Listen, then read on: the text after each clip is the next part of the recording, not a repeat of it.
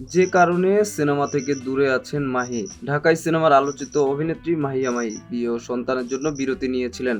তবে দ্বিতীয় স্বামীর সঙ্গে বিচ্ছেদের পর পাকাপাকিভাবে অভিনয়ে ফেরার জন্য প্রস্তুত হচ্ছেন এই চিত্রনায়িকা। মাঝখানে শাকিব খানের সিনেমা রাজকুমারের নায়কের মায়ের চরিত্রে অভিনয় করে প্রশংসিত হয়েছেন তিনি। এরপর অনেকদিন ধরে আবারও বড় পর্দায় অনুপস্থিত মাহি, যদিও সামাজিক মাধ্যমে সরব উপস্থিতি নায়িকার। বিভিন্ন ফটোশুটে গ্ল্যামারাস ভাবে নিজেকে উপস্থাপন করেছেন তিনি। যদিও কবে ফিরবেন, কি করছেন এসব নিয়ে গণমাধ্যমের মুখোমুখি হয়েছেন নায়িকা। মাহিকে আবার কবে বড় পর্দায় দেখা যাবে প্রশ্ন করলে তার সোজাসাপটা জবাব, আসলে কামব্যাক করার মতো চিত্রনাট্য এখনো হাতে পাননি অভিনেত্রী।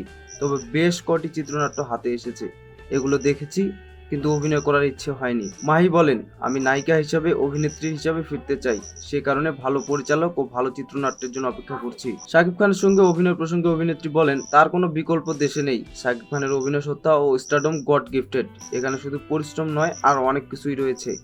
অনেকেই খুব চেষ্টা করে হয়তো তার কাছাকাছি যেতে পারবে, কিন্তু একজন শাকিব খান হতে পারবে না। নিজের ক্যারিয়ার প্রসঙ্গে অভিনেত্রীর ভাষ্য, তিনি ব্যস্ত অভিনেত্রী হতে চান না, একের পর এক কাজ দরকার নেই। মাহি বলেন, ভারতে পুষ্পা, কেজিএফ, কল্কির জন্য একজন আল্লু অর্জুন, একজন প্রভাস বছরের পর বছর অপেক্ষা করে, আমিও তেমনই অপেক্ষা করতে চাই। মাহি আরো বলেন, মানুষ যেন আমার অভিনয়ে মুগ্ধ হয়, তৃপ্ত হয়, শুধু কাজের সংখ্যা বানানোটা আমার কাছে গুরুত্বপূর্ণ নয়। আমার অগ্নি, পোড়ামন এর মতো বছরে যদি একটা ভালো সিনেমা করতে পারি, সেটাই অনেক বড় প্রাপ্তি হবে।